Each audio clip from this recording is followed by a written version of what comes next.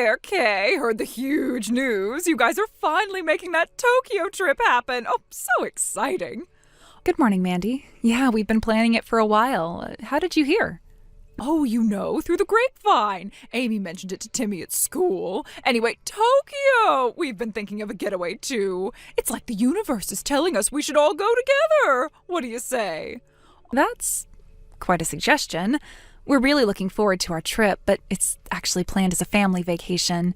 As in, just the four of us, and not you and your family. Oh, come on, Kay. Plans are just suggestions, right? Think of the fun the kids would have. They're practically attached at the hip anyway. We should totally make this a big group trip. It'll be way more memorable. I appreciate the thought, but we've already booked our flights and sorted out accommodations specifically for our family. Changing those arrangements now would be really difficult and honestly not something we're willing to do. Well, if you're being all rigid about your plans, what if we just met up once we're both in Tokyo? The kids could still hang out then. It's not like we have to be attached at the hip the whole time, right? So you're suggesting that our families travel to Tokyo separately, but then we spend time together there? Sure, wouldn't that be fun? Meeting up together in a foreign land and having all sorts of new adventures together. I'm sure the kids would enjoy seeing each other. We were really hoping to have some uninterrupted family time in Tokyo. It's a chance for us to really connect and focus on each other. It's cool if you guys want to take a trip to Tokyo around the same time, but you'll just have to get around by yourselves. Oh, well, see, that's the thing. Neither Mark nor I speak a lick of Japanese. We were kind of relying on you guys being there, since I know you know some, or at least someone in your family does, right? To help us get around and stuff. Well, I've been using a couple free learning apps, so I guess I do have a little bit of knowledge, but I'm nowhere near an expert in the language. I'm not even close to being conversational. And Mandy, honestly, I need to be really clear. This is our family vacation. We want to do this on our own. I don't know how else to say it. To reiterate, our flights are booked and our bags are packed. This isn't something we can just add more people to, even if we wanted to, which we don't. But Kay, Timmy is so looking forward to seeing Amy in Tokyo. He talks about it all the time. You can't just keep them apart. It's not fair to the kids. I'm a little confused. We haven't discussed the kids spending time together in Tokyo, so I'm not sure why Timmy would be expecting that. Regardless, as I've said, our plans are solely for our family. We can't change them, and we won't be coordinating our vacation with yours. I need you to understand that this is our family time. But I just don't get why it's such a big deal. We're friends. Our kids are friends. It would be so much easier and more fun if we did this together. The reason is simple. We want to spend this time as a family. That's the whole point of a family vacation. I would have thought that was a perfectly reasonable explanation.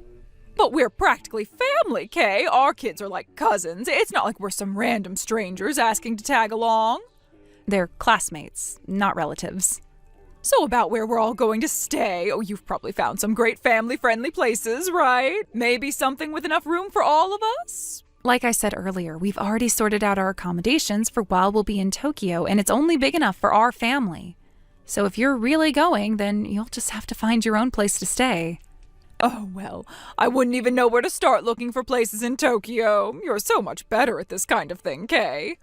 Okay, I think this conversation has gone as far as it's going to go. You need to understand, even if you do decide to book a trip to Tokyo at the same time as us, we will be doing our own thing from start to finish. We won't be navigating for you, helping you find places to stay, or spending our vacation time together. Oh, okay, well, have a good trip then, Kay. Thanks, Mandy. You too.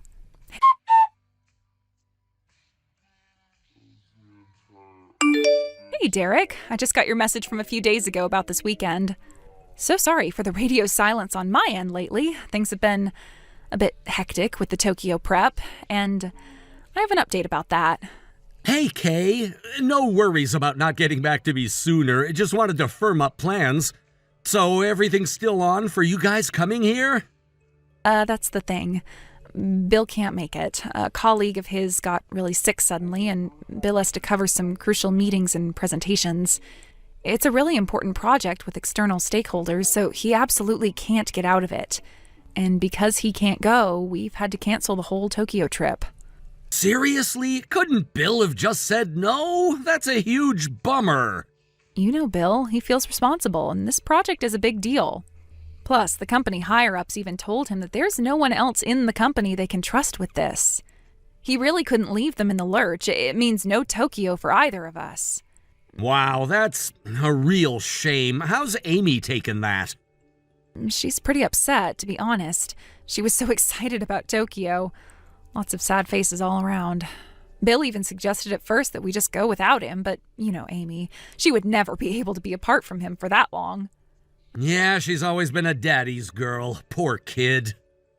I know, I feel terrible too. We were so looking forward to seeing you. It's been way too long, almost 2 years now. I'm really sorry about the change in plans, especially since it means no Tokyo visit either. Huh. Well, I took some time off work specifically to see you guys. Sitting around here doing nothing sounds incredibly dull. Tell you what, I'll come to you instead. Seriously? You'd do that? But I thought you were expecting us there, and now we're not even going to Tokyo. Doesn't matter. I can hop on a plane to come see you guys. I got the time off anyway. Consider it a consolation visit for your Tokyo trip falling apart. Wow, you don't mess around with decisions, do you? That's amazing, Derek. So should I tell the little munchkin I'm coming? It might cheer her up about missing out on Tokyo. Oh, she would be absolutely thrilled. Please do.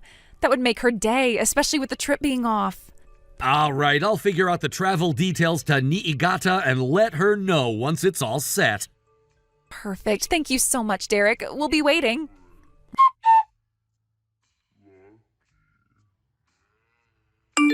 All right, Kay, just about to head out for Tokyo myself. So excited. Well, a bit of a last-minute change of plans on our end. Mark got a little bit freaked out about the whole language barrier thing, and then Timmy got all worked up seeing his dad so stressed. So they're actually not coming.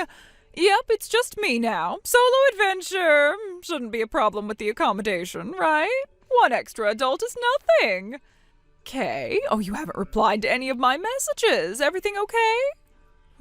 Maybe you've already left. Is it a thing to turn off your phone for international flights? I wouldn't know.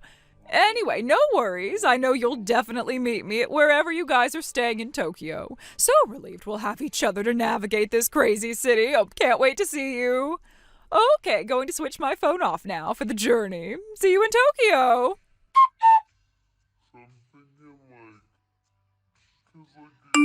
What the... Mandy, what's going on here? I was too busy to check my phone yesterday, so I'm seeing all these messages for the first time now.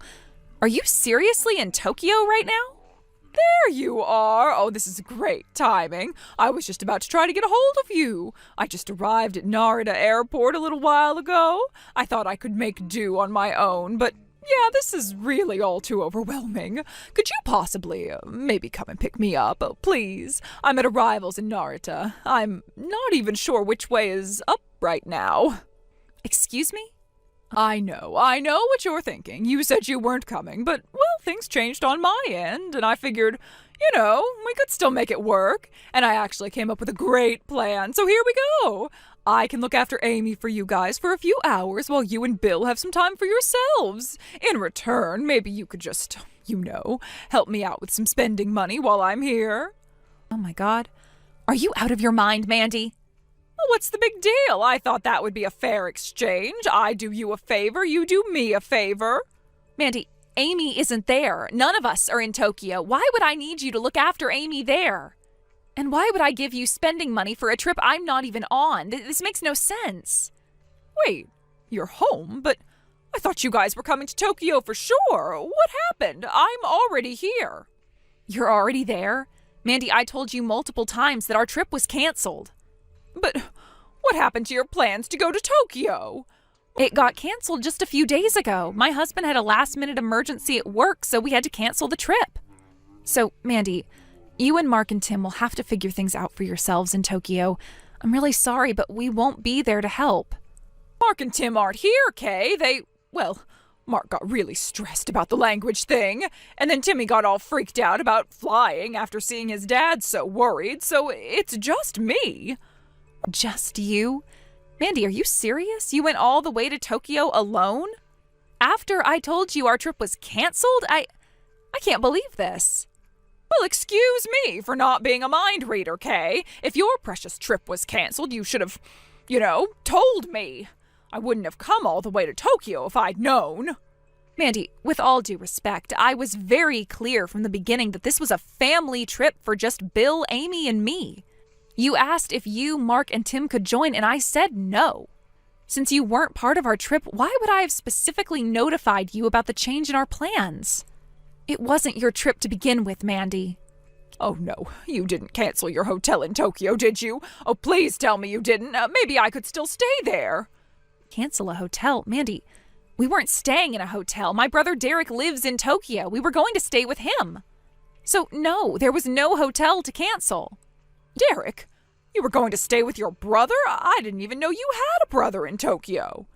Yes, my brother Derek. He's lived in Tokyo for years. It made the most sense for us to stay with the family while we were there. Well, if he lives in Tokyo, could you maybe ask Derek if he could come and pick me up from the airport?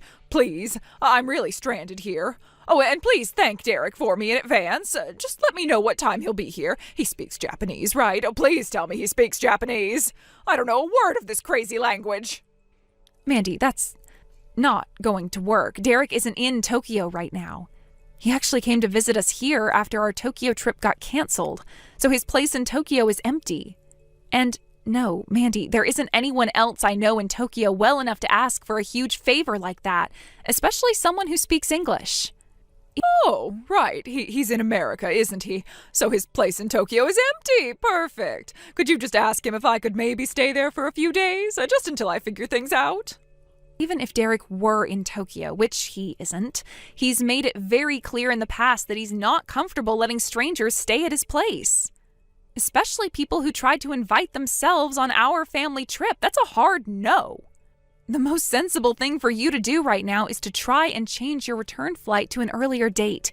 Get yourself back home. Oh, I'm terrible at that sort of thing, calling airlines and changing flights. It's so complicated. I wouldn't even know where to start. Seriously, Mandy? You managed to book an international flight and travel all the way to Tokyo, but you can't figure out how to change a ticket? I'm finding this really hard to believe. Well, I felt secure knowing you guys would be there. I thought we'd figure things out together once I arrived. I wouldn't have come if I knew I'd be completely alone. So, Kay, what am I supposed to do now? I'm stranded in a country where I don't speak the language, with no one I know and nowhere to stay. Oh, please, you have to help me. I'm really sorry you're in this situation, but honestly, this isn't my problem. You made a series of assumptions and didn't bother to confirm our plans. You need to figure this out yourself. Well, if you're not going to help, could you at least put me in touch with someone who can? You have to know someone in Tokyo who can help me. Actually, I'm going to call Mark. He needs to know you've gone to Tokyo alone after his concerns and Timmy's anxiety. Maybe he can help you sort this mess out. What? Why would you do that? That's the only option. I told Mark and Tim I was just going to that new art exhibit with Sarah. They can't find out I'm in Tokyo. You don't understand, Kay. I used our savings to buy these tickets. Mark would be furious if he knew I went to Tokyo after everything he said. He might even leave me. Oh, please don't tell him. Kay, please. You have to help me. Just come to Narita and pick me up. I don't know what else to do. I'm begging you. I'm sorry, but I can't enable this. You've made a series of incredibly irresponsible decisions, and involving your husband is the right thing to do. And since it seems you need a reminder, I'm at home, Mandy, not in Tokyo. I can't just come pick you up. I'm going to call Mark. Okay, please don't call him. You can't. Please, I'm begging you. Is there anything else, anything at all you can do? Even if there were something else I could do, calling Mark is simply the best option. It both ensures I don't have to deal with you anymore and sets everything up for you to finally get some comeuppance for your awful behavior. Sayonara, Mandy. Hey, no!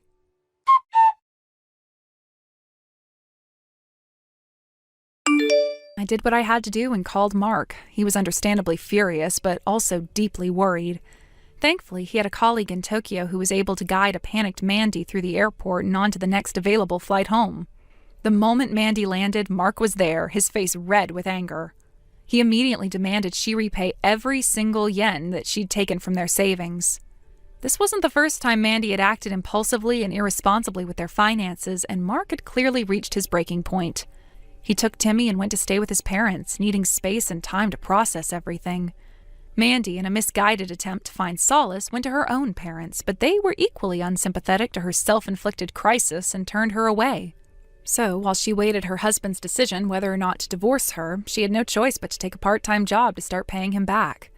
Now, Mandy lives a lonely and difficult life in a small, sparsely furnished apartment, facing the consequences of her choices. Meanwhile, once Bill's intense work project finally wrapped up, his company gave him a special reward. Since we had to cancel our plans in order for him to work on the project, they compensated us for the cancellation fees.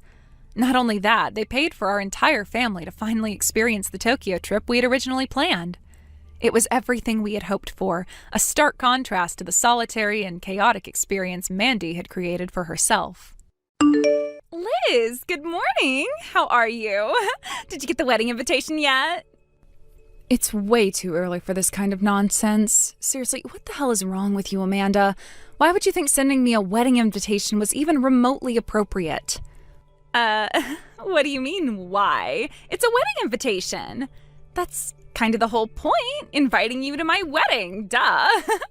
I can see what it is. I'm asking why you thought I'd want to receive one. Have you actually lost your mind? What? No. Come on, it's totally normal to invite your bestie to your wedding. We've been friends since middle school, remember? Right. It is normal to invite your best friend to your wedding, as long as that best friend's boyfriend wasn't the groom, and as long as you didn't steal him from her while they were still dating. Are you still hung up on that? I already apologized, remember? It was ages ago. Time to move on, don't you think?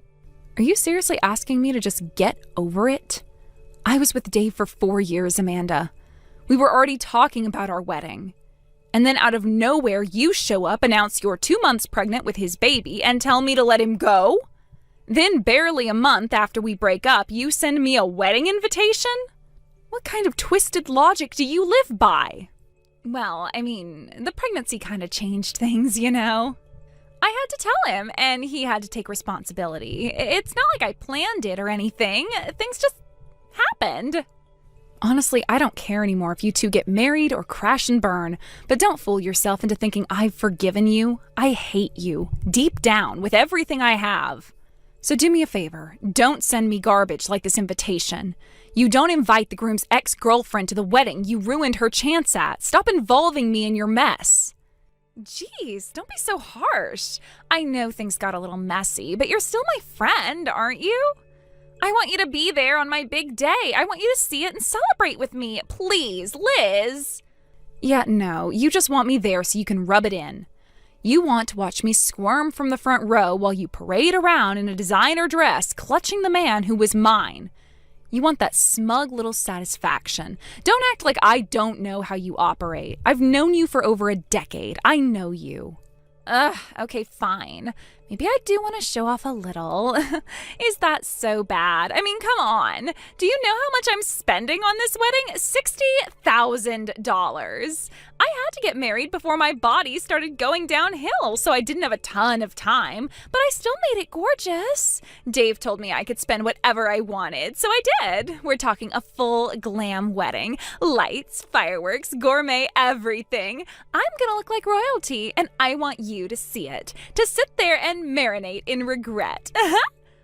Your taste is disgusting, and your personality even worse. Aw, come on, be honest. It's a little satisfying, right? I mean, back in school, it was always you getting the attention. You were the one guys chased. No one looked twice at me. But guess who ended up on top? Guess who gets the happy ending? This isn't a fairy tale. You destroyed a relationship and latched onto the wreckage. Or maybe I was just smarter. You had him for 4 years and still didn't lock him down. Me, I swoop in, get the ring, get the baby, get the dress. Looks like brains beat beauty after all, huh? Sorry, not sorry, Liz. You are vile. Well, I'm just saying. You could have been the one marrying Dave, but now I am, and I'm having his child. Oops. So, the least I could do is let you see what you're missing, right? I'll even give you front row seats. You think I'd show up to that circus? Dream on. I'll be returning the RSVP with a firm decline. Enjoy your little fairy tale, and don't you ever contact me again. Aw, lame. You're no fun, but whatever.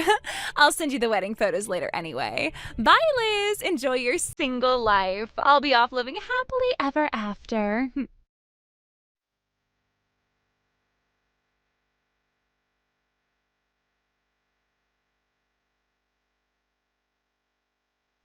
Liz, pick up. Please. What now, Amanda? Wait, isn't today your wedding day? Shouldn't you be walking down the aisle right about now? Why are you blowing up my phone? Because this is a disaster. Please, Liz, do you have Dave's contact info? I know you do. Just give it to me. Dave's contact info? You have it too, don't you? Why are you asking me? Because he ran. He's gone, Liz. He said he was going to change for the second outfit and then nothing. He just disappeared. And now everything's gone. His bag, his suit, his wallet, everything. I tried calling him, texting, emailing. He blocked me on everything. Even the stuff in the groom's room is gone. Wait, are you serious? Dead serious. I cornered one of his supposed cousins. Turns out none of them were real. His parents, his friends, all actors. They were hired for the day. I don't even know who I married. Liz, what the hell is going on?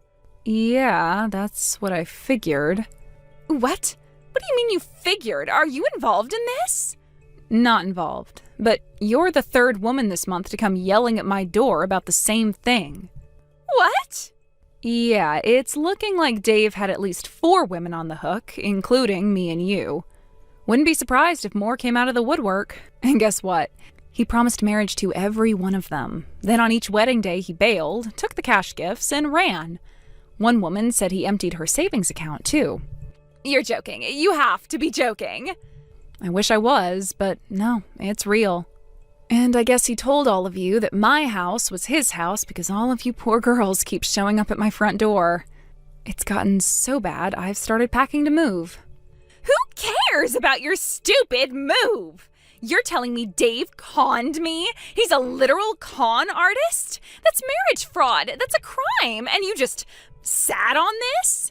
Honestly, yeah. I didn't even realize he was cheating on me with you, or with others. He was weirdly good at hiding it.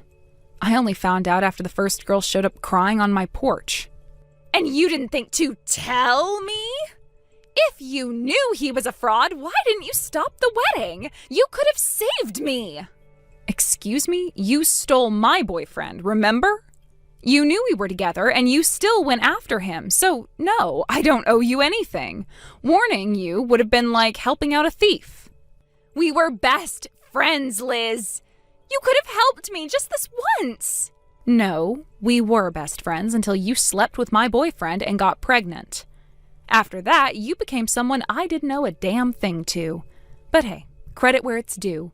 Because you took him off my hands, I got to dodge a huge financial disaster. So, thanks for that. Really, saved me a fortune. If you're so grateful, then why didn't you say something before I got this far? Do you have any idea what today was supposed to mean for me? The venue's in chaos. The guests are panicking. The groom is gone. I have to refund the gifts, but there aren't any. And guess who paid for everything? Me. I'm stuck with the $60,000 bill. And that's my problem how? It's not my wedding, not my groom. I didn't scam you. Dave did.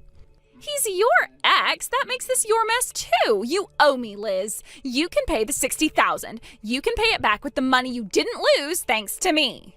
What kind of backwards, desperate logic is that? I was never married to the guy. I didn't sign a contract or plan a ceremony or send out invites. I was just another name on his little rotation. You want me to pay your wedding debt because I dated him once? What is that? Emotional taxation? You knew what he was. You could have stopped this. You could have told me and saved my future. No, this whole thing wouldn't have even happened if you hadn't been dating him in the first place. If you had seen through him sooner, none of us would have been dragged into this. Amanda, let me break this down for you. You slept with my boyfriend. You got pregnant by him. Then you planned a wedding with him behind my back. And now that it all blew up in your face, you're blaming me? this? Because I don't know what to do. I have a baby, Liz. It's his. What do I do now? He's gone. I can't raise a kid by myself. Then talk to your family. Find a lawyer, file a police report. He's clearly done this before. Maybe they'll catch him this time. It's going to be hard, but you're not the first woman to raise a kid alone. You'll survive. I can't. I don't even know where to start. Just please, Liz, don't hang up. Don't leave me alone right now. I have nothing. Please help me. I'm sorry, but this is the part where you have to face what you did too. You betrayed me, and Dave betrayed you. That's not a coincidence. That's the cost of trusting someone who lies and becoming one yourself. I wish you luck, I really do.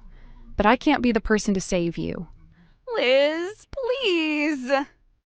Goodbye, Amanda.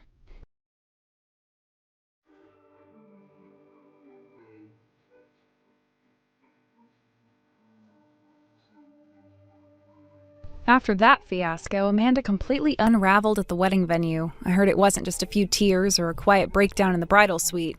No, she went full meltdown mode. In front of everyone. She was screaming at people, throwing accusations, pacing back and forth in her gown like a woman possessed. The guests didn't know where to look. Some just stared in disbelief, while others tried to pretend they were suddenly very interested in their champagne glasses. And then, in the heat of it all, with her voice cracking and her makeup smudged beyond recognition, she blurted it out. She confessed, loudly, without any finesse or remorse, that she had stolen Dave from me. I wasn't even there, but the guests told me how their jaws dropped. The room went silent. One woman spilled her wine all over her dress and didn't even notice. It was that shocking. Apparently, Amanda said it like it was some sort of badge of honor, as if having snatched him away proved something. But all it did was expose her to the reality everyone else had been too polite to mention. The foundation of her relationship was nothing but lies, betrayal, and desperation. People started to leave. Some did so quietly. Others didn't bother hiding their disgust. I'm told one of her aunts called her shameless on the way out. Amanda, still in her wedding gown, tried to regain control of the situation. She grabbed the mic, laughed awkwardly, and said they'd return the wedding money to anyone who wanted it. But it was too late. The illusion had shattered, and no one was interested in playing along anymore. Eventually, she had no choice but to dismiss everyone. Guests were ushered out, and Amanda was left standing in the wreckage of her own choices. No reception, no dancing, no cake cutting, just silence, stunned family members, and a pile of unpaid bills. And those bills, they were significant. She and Dave had spent lavishly, the kind of over-the-top, Pinterest-perfect wedding that's more about appearances than meaning. Designer everything, imported flowers, and a string quartet flown in from another prefecture.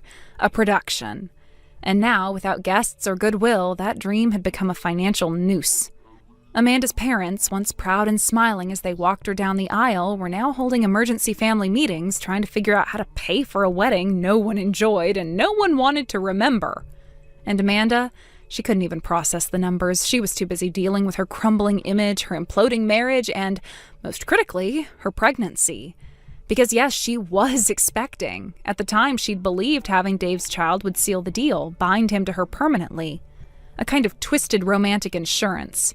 But now, as her belly grew, so did her problems. The costs of prenatal care, hospital fees, baby supplies, it all piled on top of the wedding debt like bricks on her chest. I heard she cried in her mother's arms more than once. Cried because the fairy tale she had fought so hard for had turned into a nightmare, and there was no going back. As for Dave, his downfall came just a few weeks later. 2 months after the wedding, the police caught up with him. He was arrested, not just because of what he did to me, but because he'd done it to others, too. Multiple women had filed complaints, some about financial deception, others about emotional manipulation, and still more about things I can't even imagine. It turns out Dave had been running a long con on more than just me. He had a pattern, a history, and eventually it all caught up with him. Amanda was blindsided. She had thought she was the exception, that she had won the prize. But what she got was a man with a mask, and when that mask finally came off, all she saw was a hollow shell with nothing to give and everything to take. Their relationship devolved into a bitter legal war. Amanda filed for separation, tried to sue him for damages, and even fought to have his name removed from the child's birth certificate. Dave, of course, didn't go down quietly. He dragged her through countersuits, blamed her for manipulating him, painted himself as the victim. From what I heard, they both came out of the court proceedings looking like ghosts. The sparkle was gone, the smugness, the pride. They had consumed each other in that toxic spiral, and all that was left was the ash. Ironically, I got the smallest but sweetest slice of justice. A few weeks after his arrest, I received a small bank transfer labeled as compensation, just enough to cover the cost of my move to a new apartment. Nothing flashy, but symbolic. It felt like the universe quietly tipping its hat to me, acknowledging the mess I had endured and giving me a clean slate. Moving wasn't easy. I had to leave behind the neighborhood I loved, the coffee shop where I knew everyone by name, the park I used to walk through with Dave when I still believed he was someone worth loving. But packing those boxes, I realized I wasn't just moving physically. I was moving on emotionally, and that, more than anything, was liberating. Now, with some distance and clarity, I can see everything for what it was. I wasn't a fool. I was someone who wanted to believe in love, someone who gave her heart to a man who didn't deserve it. I was betrayed, but I came out of it stronger, smarter, and oddly enough, more hopeful. Because if nothing else, this whole ordeal showed me exactly what I don't want in a relationship. I don't want to be lied to. I don't want drama disguised as passion. I don't want someone who sees love as a game or a transaction. I want honesty, stability, peace. And Amanda, well, I don't envy her. She has a child on the way, and she's doing it without a supportive partner or a stable foundation. I heard she moved back in with her parents, that she's been keeping a low profile, trying to avoid the stares and whispers that follow her around town. I imagine the shame still clings to her like the train of her wedding dress. But I don't hate her anymore. I used to fantasize about yelling at her, making her feel the pain she caused me, but now I just feel nothing. Maybe a hint of pity, because what she did wasn't just cruel, it was self-destructive. She hurt me, yes, but she also wrecked herself in the process. That's not power, that's desperation. Dave, he can rot for all I care. His chapter in my story is closed, locked, and buried. As for me, I'm okay. More than okay, actually. I'm rebuilding. Reclaiming who I was before all of this happened. Surrounding myself with people who actually care about me. Laughing again, trusting again. Slowly, but surely. Thank you for watching and listening. We hope you enjoyed the video. Don't forget to like this video and subscribe. Also, feel free to leave a comment about what you thought of the story. We look forward to seeing you at the next story. Hey, Melissa. So, I wanted to ask you a big favor. Could you please divorce my brother already? I'm kind of sick of having to ask you. Trust me, Stacy, I am much more sick of having to hear this same old bit from you. Seriously, Melissa, playing the victim card, do I have to remind you that it has been 1 whole year since you married Rick, and yet, no baby? What's the deal with that? Don't bother, I'll tell you what the deal is. You're infertile. You're a useless, barren, dried-up woman. Not that it's any of your business, but Rick and I had a plan to have children. We were going to spend the first 5 years of our marriage saving up money and then start having kids. Could you just drop the act already? You and I both know that's just your cover story. You were trying to hide the fact that you knew you couldn't have kids from Rick. You're wrong about so many things that I genuinely don't know where to start. I guess we'll start here. It takes 2 to tango, and that includes when making a baby. Put another way, men can be infertile too, you know. Oh, please, my perfect, amazing, handsome brother. Infertile? As if. He's practically a super stud. It's gotta be you. You're probably all dried up inside. You have absolutely no basis for saying such vile things. And for the millionth time, Stacy, Rick and I are divorced. Your brother is no longer my husband, so my reproductive status is doubly none of your concern. For all you know, or frankly don't know, neither Rick nor I were ever even tested for fertility while we were married. See, you're deflecting. You know it's true. Mommy and Daddy are practically begging for grandkids. You're such a disappointment to the whole family. If you really loved Rick, you'd just let him go find someone who can actually give them what they want. You know, Rick and I even had a promise. When he finally had a baby, I was going to be the one to really raise it for him. I know what he truly needs. You and Rick had a promise that you would raise his child? That's incredibly disturbing, Stacy. That's not normal. That's honestly quite creepy. Oh, don't act so shocked. We've always had a special bond. I understand him better than anyone. You probably wouldn't have even known how to properly care for his child. Now, do you see why this is so important? It's not just about mommy and daddy's grandkids. It's about fulfilling a promise Rick and I made. Well, at least now I know why you've been so fixated on this. You just wanted control over Rick's future family. That is truly unsettling. Stacy, you have some serious boundary issues. And again, for emphasis, Rick and I are divorced. Do you need me to spell it out? divorced. You are such a nasty woman. Just disappear already. Rick deserves so much better than a non-baby making machine like you. I am not a non-baby making machine. I am a person. And my relationship with Rick ended for reasons that have nothing to do with your ridiculous accusations. And frankly, your deeply weird obsession with his future children. Please try to be respectful, even if it's the last thing you want to do. I actually have to get back to work now, as I'm working from home today. Work? Always with the excuses. You're just trying to avoid the fact that you're still secretly in love with Rick and can't give him children. It all adds up. You're just trying to live in denial. Stacy, I am not secretly in love with my ex-husband. We are divorced. Legally, officially, over. I have actual work I need to do now. Please try to respect that and accept reality. Goodbye. Fine. But don't think this is over. I know the truth. You're still secretly married to him, and you're just defective. Rick will see the light eventually. You just wait. And when he does, then he's gonna divorce you. So one way or another, the marriage is over. Wow, miracles do happen. I agree with you completely. Our marriage is over. We're divorced. Goodbye.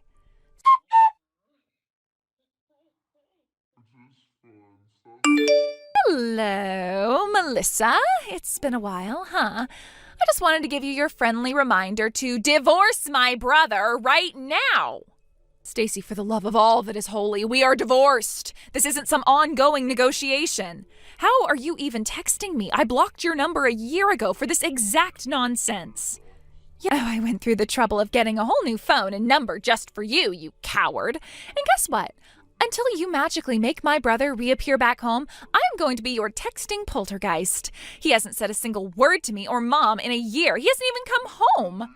Yeah, there was a reason for that, Stacy. Oh, I'm sure there was. You probably filled his head with lies. I don't need to lie to him to get him to cut you guys out of his life. You must think I'm just the biggest idiot on the face of the earth, huh? You're up there on my list, yeah. But guess what, Melissa? I am not as dumb as you think. I found you. It took some digging, but I got your new address. So now I know exactly where you are, and that means I know where Rick is, too. You found my new address? Stacy, that's not okay. That's a huge invasion of privacy. And no, you don't know where Rick is. Even I don't know where he's living these days. We don't talk much anymore. We're divorced, Stacy. We live separate lives.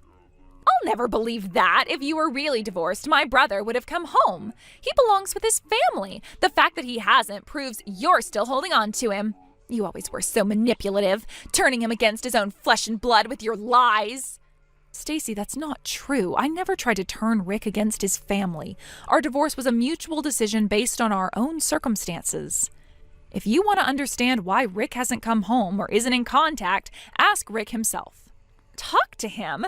You think I haven't tried? I've tried everything. I bought a whole new phone thinking maybe he wouldn't recognize the number. Blocked. I even made a fake profile on that Instagram thing he used to use. Blocked again. Stacy, your level of dedication to this is borderline obsessive and honestly quite disturbing. I need you to understand again that your issues with Rick are between you and him. I have moved on. Please leave me out of it. Oh, I'll leave you out of it when you finally spit out where my brother is. You probably don't even care that he's gone. You just wanted to isolate him because you're a cold, infertile woman. That's why he left you. Here we go again. First off, there's no need for the personal insults. And for the record, I had some tests done after your accusations last year. I am perfectly fertile. Now, can we please get back to the fact that I don't know where Rick is, and this constant harassment needs to stop. What did you just say? You're fertile? Are you trying to imply that my brother That there was something wrong with him? How dare you? No, I wasn't implying anything about Rick. I simply stated a fact about my own health because you keep bringing it up. I don't know anything about Rick's fertility, and it's none of my business anymore. This has nothing to do with whether or not you can have babies, Melissa. This is about you taking my brother away from his family. So the irony was lost on you there, huh?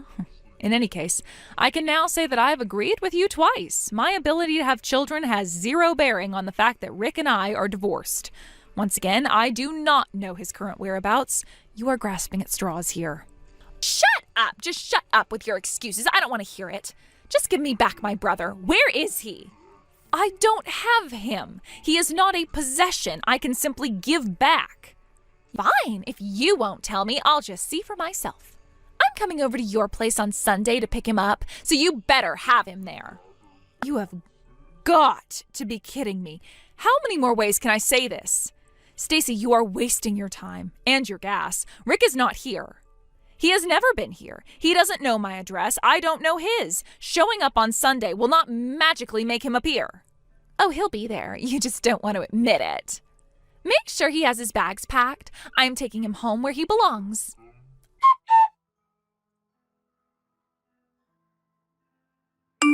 All right, I'm here. Now, where's my brother? Send him out right now, or I swear I'll break down that door and rescue him myself. I know you're in there. I don't care how many times I have to ring the doorbell.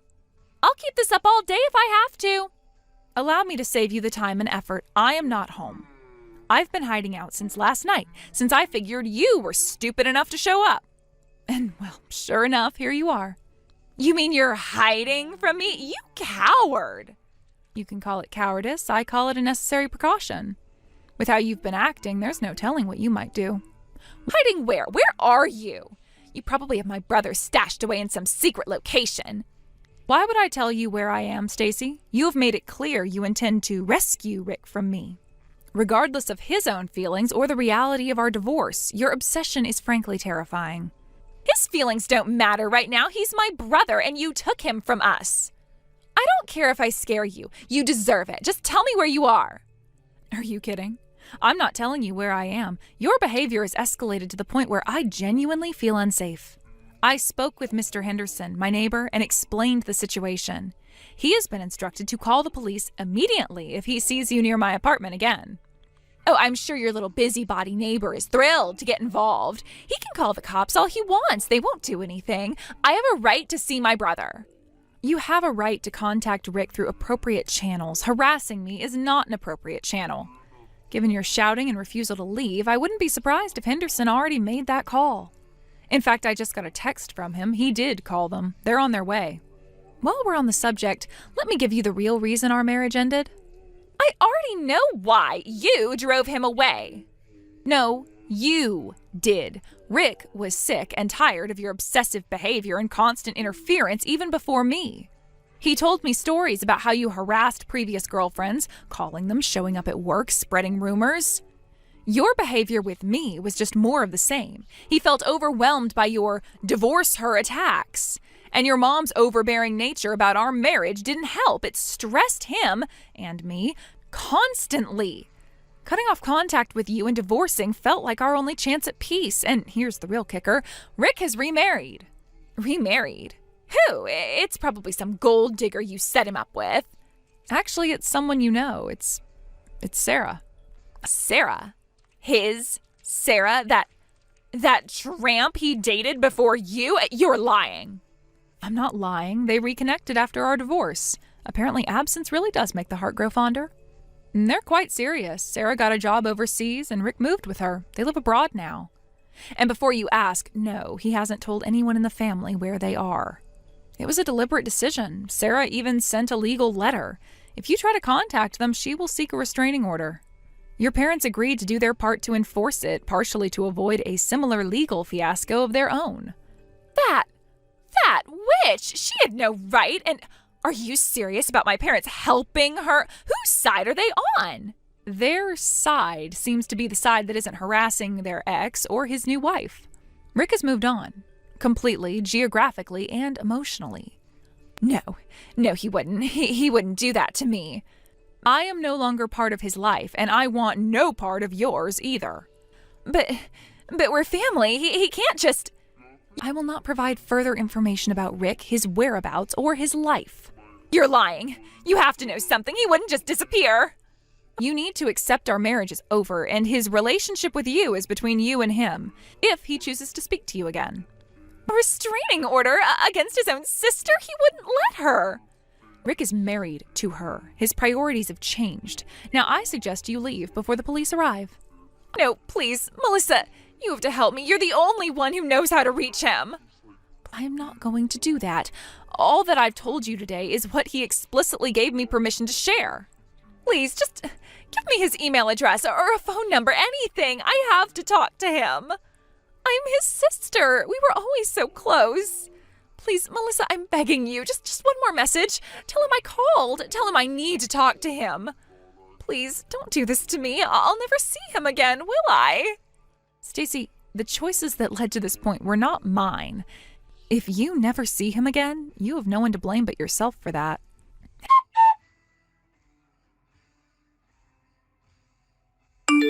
Hey, Melissa, it's Rick. Heard from Mom about everything. I just wanted to say thank you for dealing with Stacy. I know it couldn't have been easy. Howdy, stranger. No worries, Rick. It was an experience. Glad I could finally give her some straight answers, even if she didn't want to hear them. I don't hold it against you. You had your reasons for everything. I'm really sorry things didn't work out between us, Melissa. You didn't deserve all that drama, especially from my side of the family. I understand, Rick. We both got caught up in a storm. It wasn't all smooth sailing for either of us. No hard feelings. I hope you're doing well. I am. Things with Sarah are great. Life over here is different in a good way. It's been a real fresh start for both of us. She's amazing, Melissa. I'm really happy. I hope you're happy too, Melissa. You deserve it. Have you been up to anything interesting lately? Well, aside from my unexpected guest, life's been relatively calm. Focusing on work, finally getting around to some of those hobbies I put on hold. Nothing quite as exciting as a transatlantic move, though, but I'm content. That's good to hear, Melissa. Really glad you're finding your peace. It sounds like you're in a much better place. That's great to hear, Melissa. Listen, I gotta run. The time difference is a killer. I'm just about to get ready for work over here. It was good catching up, even briefly. Take care. You too, Rick. Good luck with work. It was nice hearing from you. All the best to you and Sarah.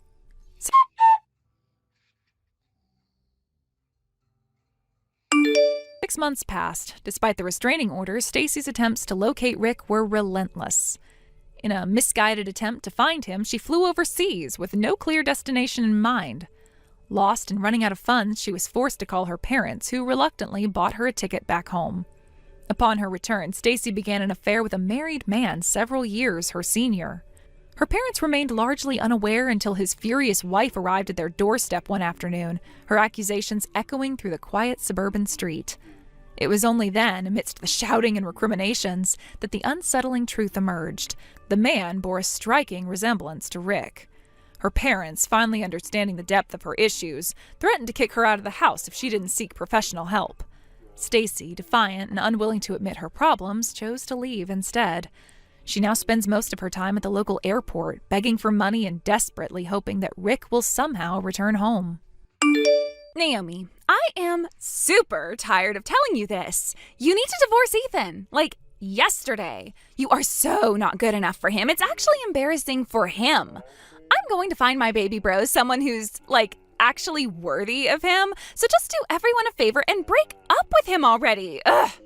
Hello, Naomi. Are you even getting these? Divorce him now. Whoa, Brenda. Afternoon to you too, I guess. Seriously, you're still at this? It's been 2 solid weeks of this exact same conversation, first thing in the morning. I'm impressed with your dedication, annoying as you are. Duh, yeah, I'm serious. Are you even understanding what I'm saying? It's not rocket science. Get it together. Yeah, I get it. Loud and clear. You want me to dump your brother. Got it. Ugh, don't be such a smartass. That's so annoying. I'm terribly sorry that I'm not responding to your demands to divorce my husband how you'd like me to. If you're sorry, then do as I say. You're totally not good enough for him, okay? It's like, So obvious. Okay, Brenda, if that's really how you feel, could you try maybe telling me why? You know, like actual reasons. I'm kind of curious now. Seriously, what makes me so wrong for him? Lay it on me. I've got time. well, hello, you're like way older than him. It's just, ew. Makes him look kind of sad, to be honest. Huh. That's funny. Didn't you mention your husband's a bit younger than you? Well, just saying, seems a little hypocritical. That's totally different. It's not the same thing at all. You just don't get it. And you still, like, work all the time. You should be home taking care of your husband. That's what wives do. So you're not into the whole two-income thing? Ethan and I are good with it. We're a team. No, it's just Mom and Grandma were always home. It's just the way things should be. You should try it sometime. Yeah, but weren't their husbands pretty rich? Ethan and I are doing okay, and this works for us. You think I shouldn't have a job? That's kind of old-fashioned, don't you think? It's not old-fashioned. It's right. You're supposed to support your husband. I do support him, emotionally and financially. We support each other. It's a partnership. You probably don't even make any real money anyway. You probably are just saying that to sound cool. Actually, I make around twice what Ethan does with my freelance work. Wait, what? Aren't you basically just doing a side gig for his company? There's no way you make more than him if that's the case. That's like impossible. Brenda, I think I told you like a million times, I don't work for them as an employee. I'm a freelance illustrator. I have my own clients. Illustrator? So you draw like cartoons? That can't pay that much. You're probably lying. It means I run my own business and draw for different companies. One of them happens to be Ethan's. It's a real job that pays real money. Still, it's just like not right when the wife makes more. It's embarrassing for him. People will talk. Let them talk. Ethan's cool with it. I'm cool with it. That's all that matters. Yeah, right. They probably think you just like used your money to trap him because he's younger and dumb. And I can't blame them. That's basically what happened, right? You pounced on him like a total cougar. Seriously, don't you have any shame going after a younger guy because you got a bigger paycheck? So embarrassing. You know what, Brenda? If we're being totally honest here, he was actually the one who pounced on me. Not to toot my own horn or anything, but he was the one who made the first move. Whatever. You're totally making that up. You're so delusional. Nope, I'm not making it up, but hey, gotta jump on a client call now. Gotta pay those bills, you know? Later, Gator. You can't just leave me hanging like this. This conversation is not over.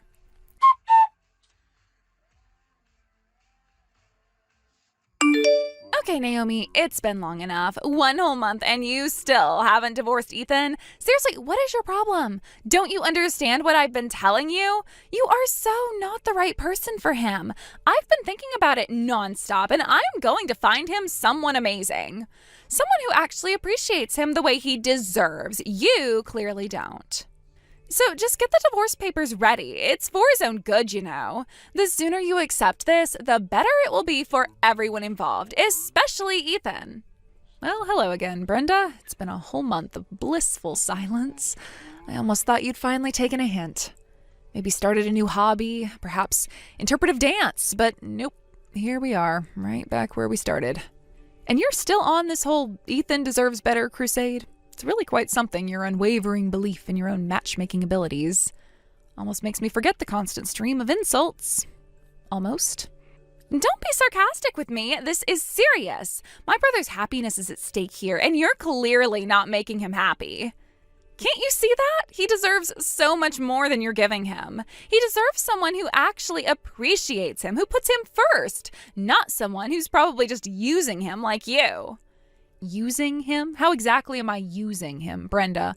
By, being his wife, sharing our life, our home, paying half the bills, and then some, if we're being honest. That's usually how marriage works. You know exactly what I mean. You're just fundamentally not the right fit. You never were, and deep down, you know it's true. I knew it from the second I met you. Honestly, I just don't like you. You waltzed in and stole my baby brother away from his family. It's not right, and I will never accept it. Stole? He's a grown man, Brenda. He made his own choices with his own free will. And last I checked, he seemed pretty happy with his stolen life. We're doing just fine. Ugh, you're so infuriating. You always have some kind of annoying smart remark to everything I say. It's exhausting. Sorry, Brenda, just trying to have a conversation, though it mostly feels like I'm on the receiving end of your pronouncements. Look, I actually have to get back to work. Deadlines are looming, and unlike some people who have all day to harass their sister-in-law, I have to earn a living to, support my lesser husband. Oh, so now you're implying I don't work? That's rich, coming from the person who's clearly not prioritizing her own husband's well-being. You should be focusing on him and not your precious career.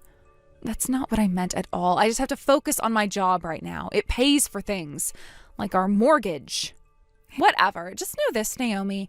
I'm not giving up on this. I will make sure you two get divorced. You just wait and see. I always get what I want.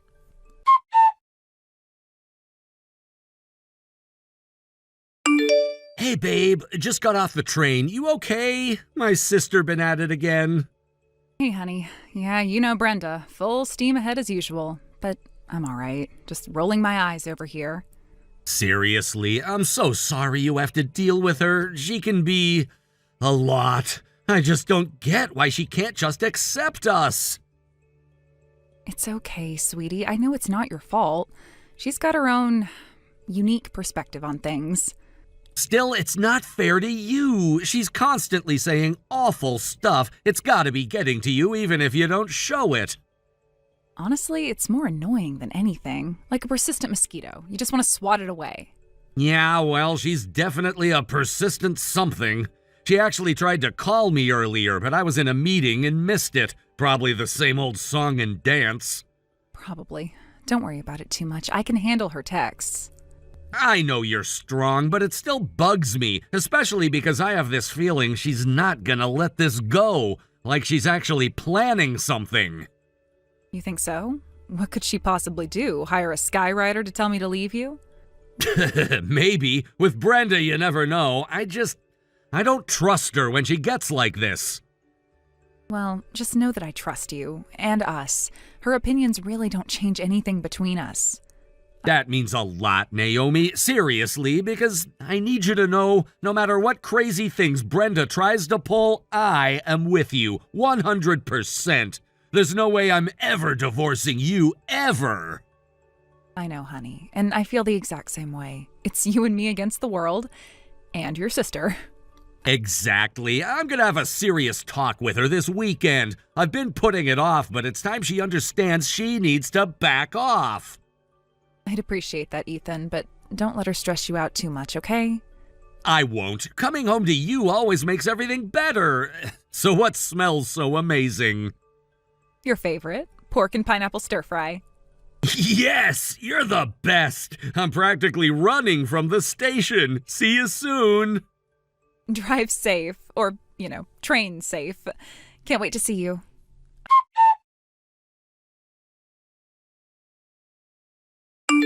Naomi, listen up. Guess what? It's finally happening, and you're not going to like it one bit. I'm going to make you divorce my brother, Ethan. Consider this your official eviction notice from his life. Get ready to be dumped for someone way better. Oh, hey, Brenda. It was a nice 3 whole months of peace. Too bad that's over. What brilliant, undoubtedly self-serving plan have you cooked up now? Do tell. I'm intrigued. Almost, anyway. Plan? Please. It's just the natural order of things finally kicking in. Ethan's finally wised up and realized he deserves so much more than you. He's got a new girlfriend and she's actually perfect for him. Duh. Her name's Rachel. Try to remember it because you'll be hearing a lot about her. Rachel, huh? And you're relaying this fascinating development to me? His wife? Wow, you are so incredibly thoughtful. Not at all trying to stir the pot or anything. She's perfect, Naomi. Young, hot, and exactly the kind of girl Ethan should be with. The kind our family actually likes and approves of. Unlike you, who never really fit in. Let's be honest. Our family? Right. Last I checked, Ethan and I were building our own family. And last I knew, he seemed pretty happy with it. But go on, tell me more about this flawless Rachel. What makes her so superior? She's everything you're not. She actually appreciates him and all his amazing qualities. And get this, she's his age. It's not rocket science why they're perfect together. You're just old news. Wow, Brenda, you've really thought this through. This whirlwind perfect romance. How long has this earth-shattering connection been blossoming? I'm dying to know all the details.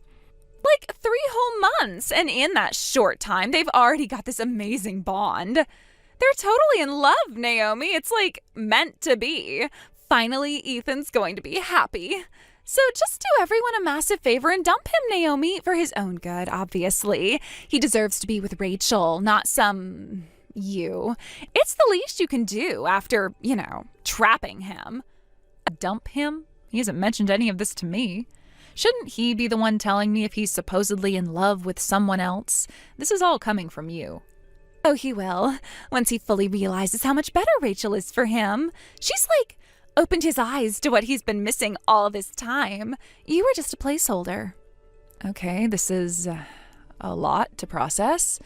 Ethan's apparently head over heels for someone else after 3 months, and I'm hearing it from his incredibly biased sister. Cool story, Brenda.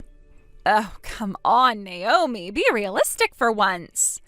Rachel's so amazing and hot and fun. Any guy would fall for her instantly. Ethan's finally seeing what he's been missing, and it's not you. Right, because Ethan has absolutely no mind of his own and just falls for whoever you deem perfect. Got it. Your faith in his autonomy is truly inspiring. She's perfect for him, Naomi. You should be happy for him that he's finally found someone decent. Just hurry up and get out of the way so they can be happy. It's not that hard to understand.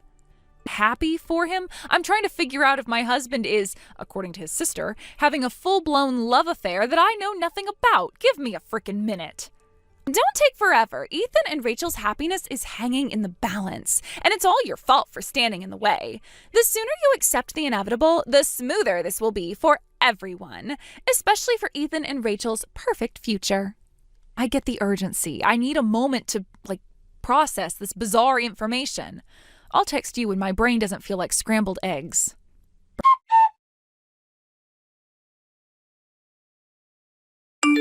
Well, Naomi, are you finally going to do the right thing and start the divorce? Ethan deserves so much better, and frankly, this is dragging on way longer than it should have.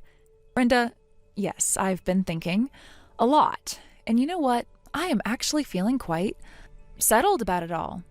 Settled? What's that supposed to mean? You're finally going to listen to me and see reason? It means I have a much clearer picture of things now, Brenda.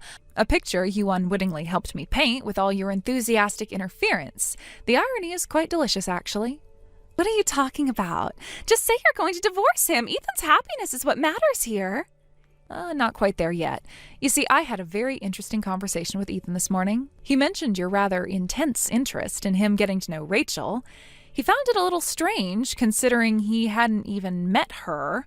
He's just confused. She's perfect for him. You're just trying to poison his mind against her.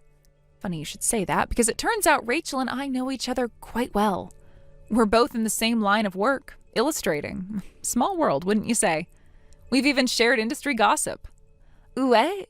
You know her? That's a coincidence. It doesn't mean anything. You're grasping at straws. Oh, but it means quite a bit. It means I know a few things about Rachel. Things you might not expect me to know. For instance, I am intimately aware of who her brother is. Her brother? What does that possibly have to do with anything? You're deflecting. Everything, Brenda, because her brother happens to be someone you know quite well. Very well, in fact. You two seemed rather friendly at that company party a while back. That was just talking. It didn't mean anything. You're imagining things. Talking that led to more than just talking, wouldn't you say, with Rachel's brother? It's fascinating how these little connections intertwine, isn't it? Almost like a poorly written soap opera. Shut up! You're trying to twist things to make me look bad. Twist what, Brenda? The fact that you were so determined to set up your brother with your paramour's sister? It's a bold strategy. Let's see how that plays out for you in the long run. This is insane. You are making things up to try and save your failing marriage. Am I? Ask Rachel. I'm sure she'd have some very interesting insights into your motivations and your persuasive techniques. She's been surprisingly open with me about your little chats. She wouldn't. You're lying. She would never betray me. Oh, but she did, Brenda. And you know what else? Ethan and I moved. Not just us, your parents moved too. We're all safe and sound in a place where we can finally have some peace. You moved? Why? What about Ethan? You can't just run away from your problems. We needed a change of scenery, away from certain persistent and rather misguided individuals. And no, you won't be getting our new address, so don't bother asking. No, you can't do this to me. I was planning on going back to Mom and Dad's after my divorce. You're ruining my life. You are so selfish. Oh, right. About that divorce. The irony just keeps piling up, doesn't it? Turns out Ethan mentioned he got a call from your husband. Seems he stumbled upon a close friendship with Rachel's brother, and he wasn't exactly thrilled. No, no way. He wouldn't believe your lies. You're trying to turn everyone against me.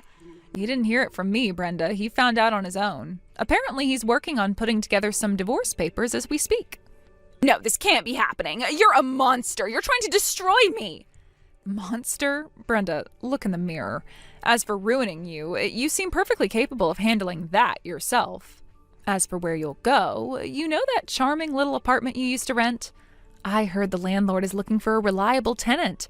Full circle, wouldn't you say? Enjoy the memories. This is the worst. It wasn't supposed to happen this way. My plan is ruined. One last thing, Brenda. Rachel and I were friends. Good friends, actually. She told me everything. Your grand, convoluted plan, your not-so-secret affair, everything. So maybe next time you decide to play puppet master with someone's marriage, make sure everyone isn't comparing notes and having a good laugh at your expense. It makes the ending so much more satisfying to witness from my nice, quiet new location.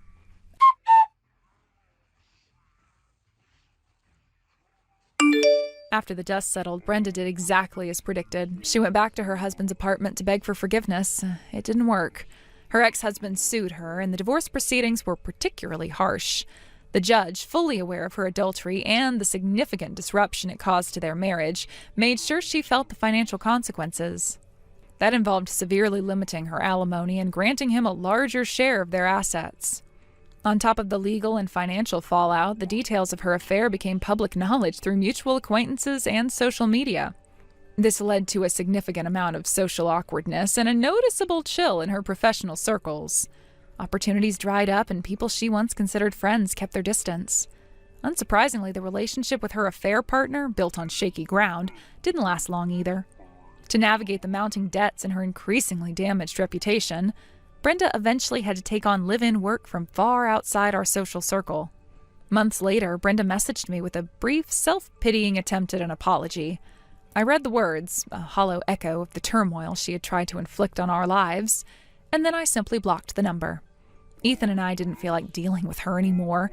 We had built our peace, and we weren't about to let any lingering negativity disrupt it. Thank you for watching. Please subscribe and hit the like button. See you next time.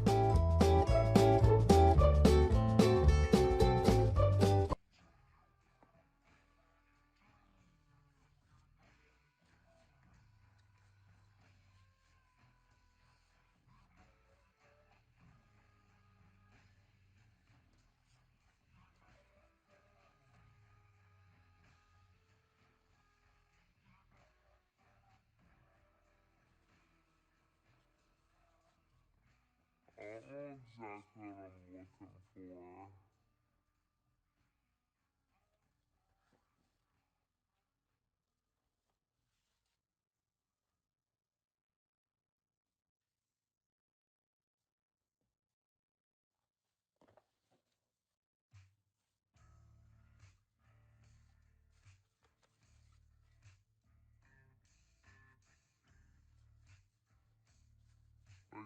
Should I just be looking down here? My favorite artist?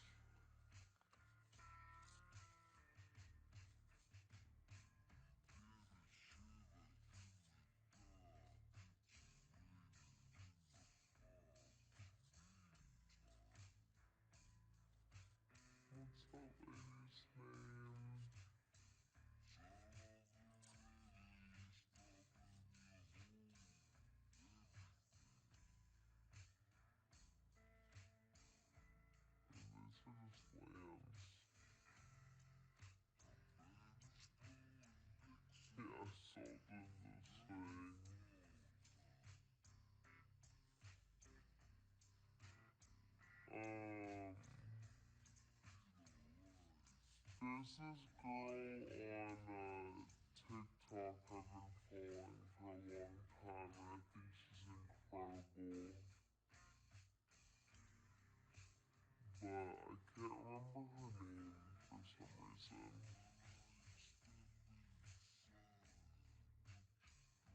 Or if you look up the art form,